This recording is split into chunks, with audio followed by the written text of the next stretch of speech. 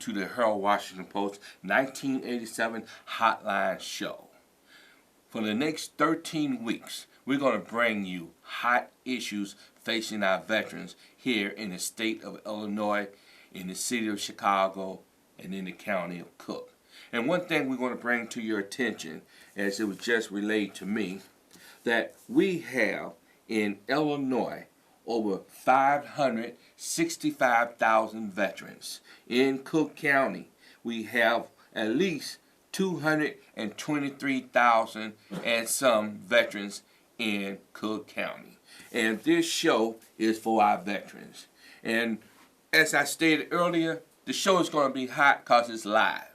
And we got some issues facing our veterans, and we got some tough folks in this room that can help you veterans out. And it is a live call-in show.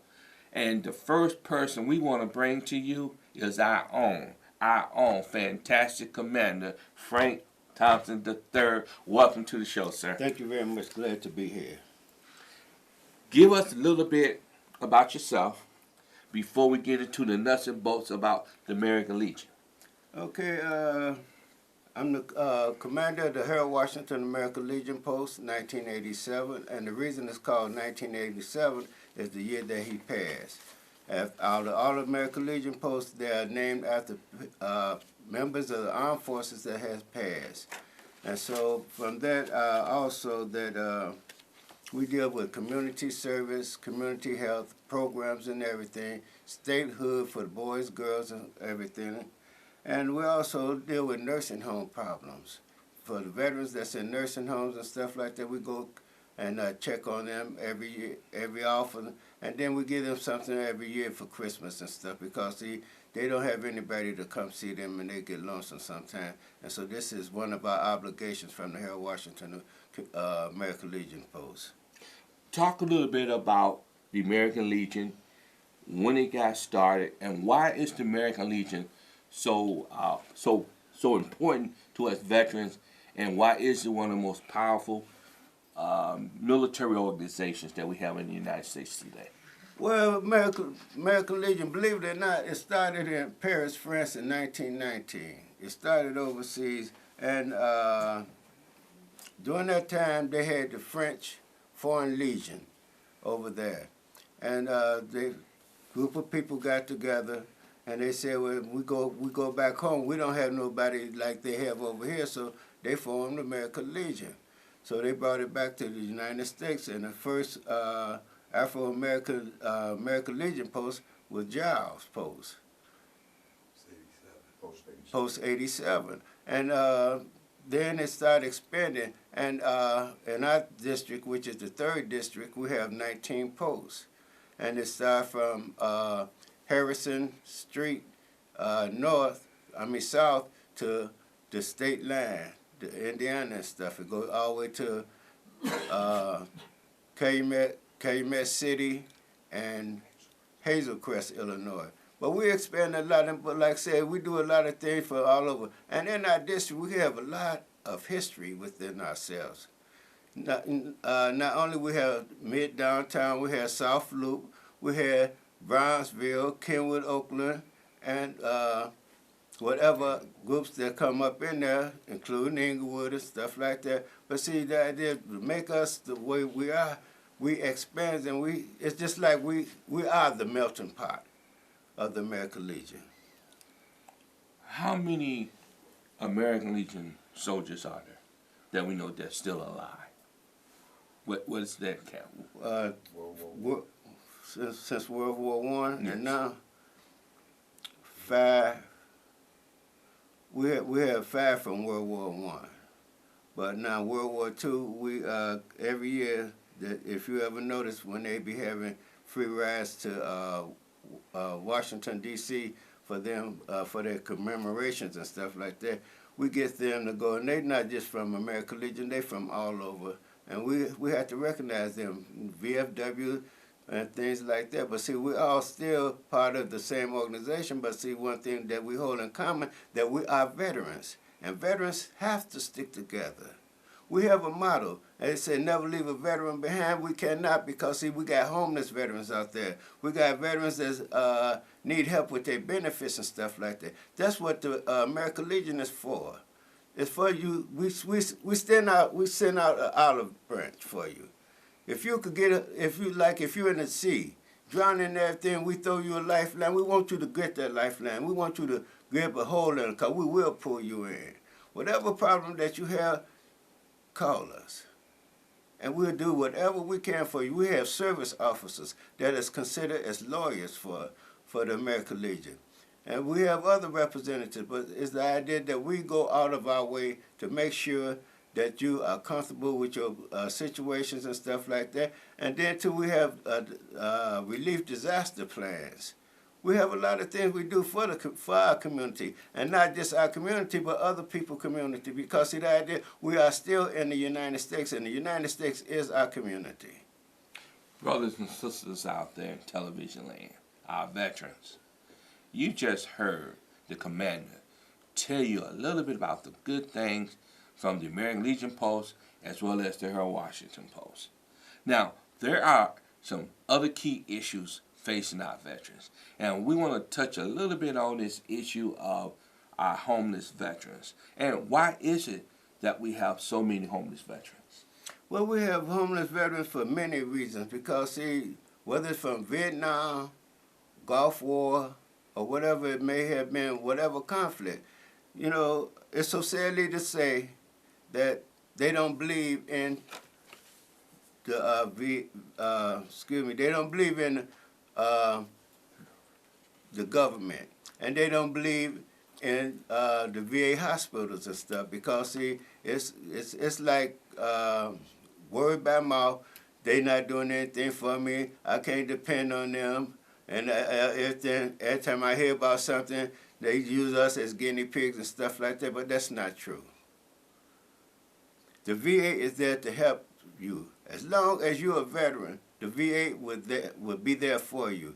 Because, see, the idea, as for our veterans, you got a lot of things going for you, which you don't realize. You fail to understand, because you shouldn't be homeless at all. If you're a veteran, please listen to me. You shouldn't be hungry. You shouldn't be out there, because we got a lot of programs that's going for homeless veterans. We are building houses for them. And we have organizations such as the Dowling Corporation that's building homes for veterans and for females also, because see, we fail to realize there are female veterans out there that needs help just like us men. And we cannot put them over to the side just because it's men, it's women also. Veteran is a veteran, regardless of your skin, your race, your color, or your gender. We are one, and we are going to stay one. Out there in television land, this is your show as a vet. You can call us and let us know what's on your mind. We got two fantastic service officers here on the show with us. And like I say, we're going to be coming to you for the next 13 weeks. And we want you to call in. We want you to take ownership of the show and make it a good show, because we're all veterans. Commander. Yes. What is it about the American Legion that make us proud? Well, the American Legion make me feel proud because it's the things, the community service we do, you know.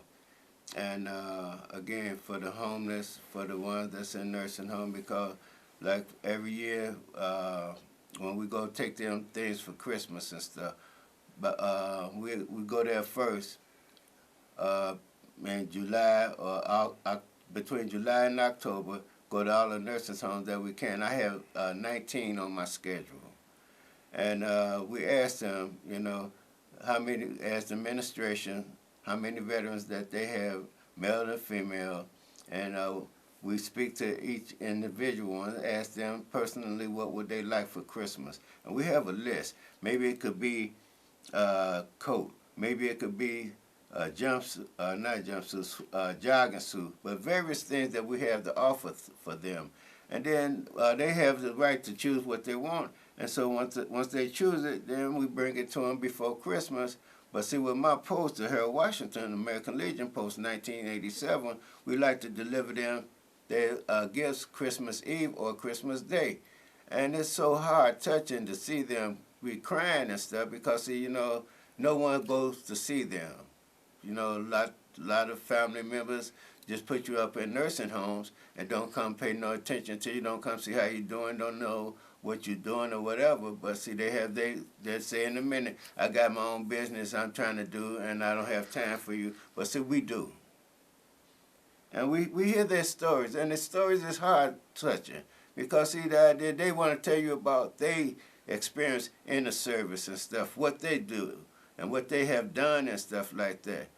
And to feel where they're coming from and stuff like that, sometimes you have to, as a person, hold back because, see, it's just the idea, it tears a person apart. But you got to realize they are human just as much as I am and just as much as you are. They're human. They serve their country. They serve proudly. They've been in all kind of predicaments just like maybe I have or worse. But see, the idea, they are veterans. And we got to recognize them. Let's make an appeal to our veterans out there to join the American Legion Post. We don't care what post you join. We want you to join the post because as I go about Chicago and the suburbs, I find so many soldiers don't know anything about the American Legion Posts and really don't want to get involved, which is crazy. So how can we appeal to these soldiers coming back from the different wars to become members of American Legion Post? Okay, we have pamphlets that we give out each time, and I carry a lot with me also, and it asks, why should I join? And it gives you plenty of reasons. Why not? First, let me ask you this. Why not join? Because see, the idea, you have all the opportunity in the world. Once you do join, it's a lot of things that you could do as for your ability. If you feel like that you want to help kids, we have foundations for them and everything. We have boys and girls. We have foundations for them. If you want to mentor kids like we do at the Harold Washington Elementary School, we have mentors for them. And then not only that, we also, have basketball, baseball teams, and whatever it may be.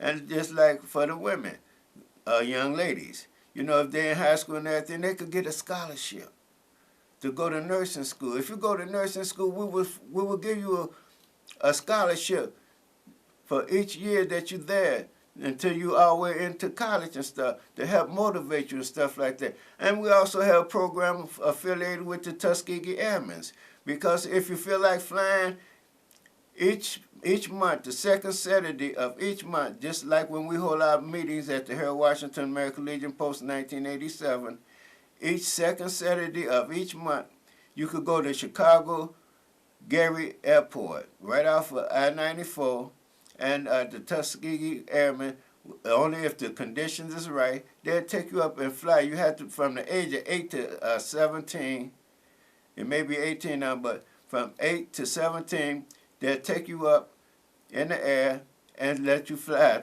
They'll take you up and let you fly the plane. You'll get the controls and everything because you're there with a qualified pilot. And when you come down, you get a certificate from the Chicago Dodo League. And that's a group affiliated with the not the American Legion, but the Tuskegee Airmen. And you become junior airmen. This is some things that you need to get into. I used to pass out flyers every summer at churches, Chicago Park District, and stuff like that. And sometimes it's good, sometimes it's bad, because I be getting bad feedbacks from parents saying, oh, I don't want my child to be up there. My child, that's too high for my child, all like that. But see, we got to realize as parents, we got to let the kids live their own life. We got to motivate them. If they want to become doctors, then drug dealers, let them be doctors. Let them be lawyers. You got to be there by their side for them. You got to fight for them, fight with them. Because, see, as they say, a mind is a terrible thing to waste. If they want to become pilots, like myself, let them become one. help them, motivate them.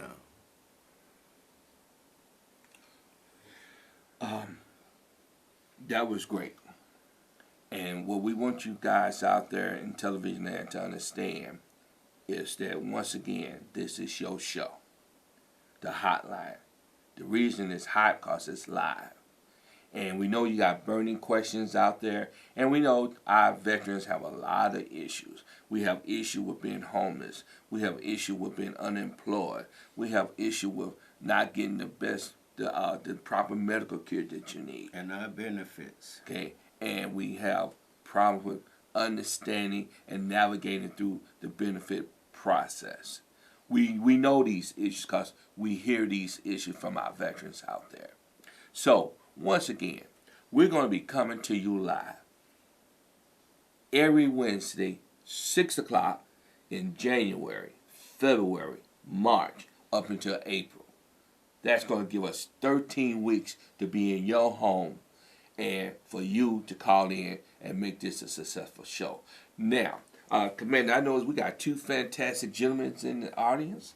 You want to introduce them so we can let the folks out there in television land know why these guys are so important to the American Legion Post. Okay, first of all, I have my 3rd District Commander, and Ernest Kelly, and I am also the commander of the Harold Washington American Legion Post 1987, but I'm also the junior vice commander of the 3rd District, and he's the 3rd District Commander. And I also have our service representative, service officer, and service officer, like I said, they like lawyers. They know their business. If things I don't know or anybody else don't know, we go to them. They are lawyers, as I said. They know the books about your benefits and stuff like that. And that's Rich Lesniewicz, you know. But that's a tough name. Yeah, but he's a good dude. Okay. You know? But see, we got a caller. Oh, we got a caller. Let's take the caller. Okay. Yeah, this is Bruce Perry. I'm calling in. And I think it's awesome that you're doing this show. I think it's terrific. Thank you. And I look forward. Hi, Frank. How you doing? I'm blessed. You are.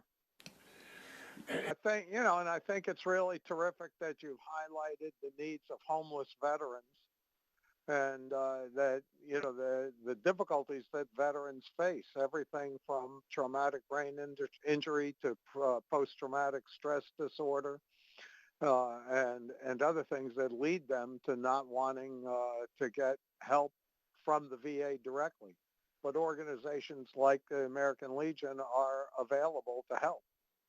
And I think you should point out that that you don't have to join the American Legion to get help from the American Legion. You don't. That's important. True. That's so true.